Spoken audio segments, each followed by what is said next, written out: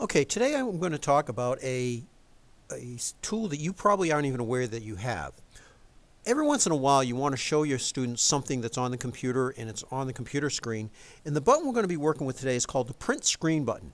Now, that button is on the top row of your keyboard, and it's the third one in from the end. It says PRT, SCRN, something of that nature. All right, when you hit the Print Screen button, what it does is it copies everything on the screen. It takes a snapshot, which then allows you to post that to the web as an individual, what they call screen grab.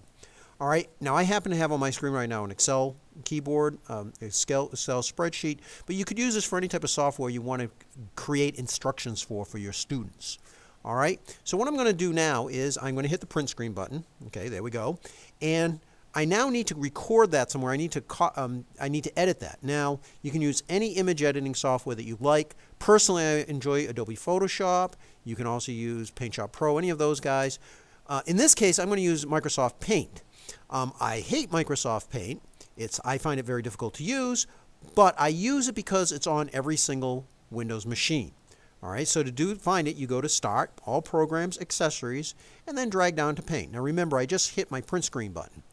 All right, what that did is it stored all the information about the pixels that's on the screen. It's stored in the memory, and now when I go to Edit and Paste, it will paste the entire screen as a picture now. All right.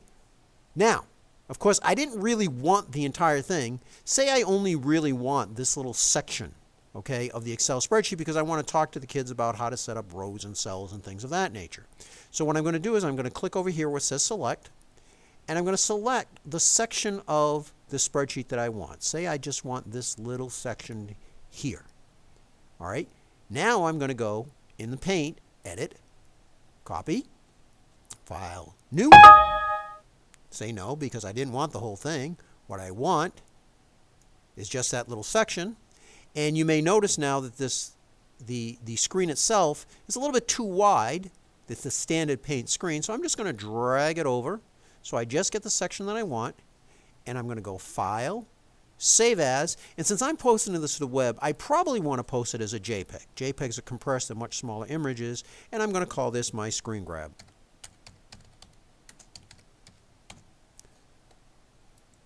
Okay, now what can I do with this? Well, maybe, for instance, I wanted to create a tutorial which explains the difference between rows and cells. So what I could do, for instance, is I could just make an arrow here, all right, and make that with a really thick line.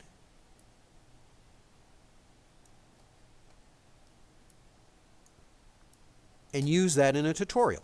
Again, I got to go File, Save again. All right, so if I want, now that I have this image, I can do anything with it. I could post it to Moodle. I could also embed it in a Word document. So I'm just going to close all this stuff down. I'm going to go Start, Microsoft Word, going to open up a Word document. And I'm going to just say, okay, let's put this in a table. I'm going to put in a table with 2 columns and 2 rows.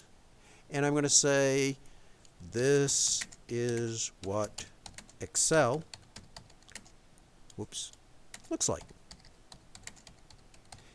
Now, if I want to insert my picture into this Word document, I click in the next cell.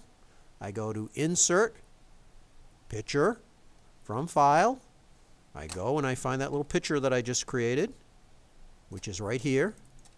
And now I've popped it into my Excel spreadsheet. I find this very, very handy when I'm trying to give kids instructions on how to use software. It's also helpful in some cases if I wanted to just hand something out to just quickly tell people, what the assignment was. All right. So this, as I say, is a handy way of getting images off the screen. Say, for instance, as a photo or something on, say, Google Calendar, Google Earth Calendar, a map that you wanted. You could use this as a way of saving it as an image that you can then use. All right. And this is a tool I would like people to try playing with because it does come in very, very handy.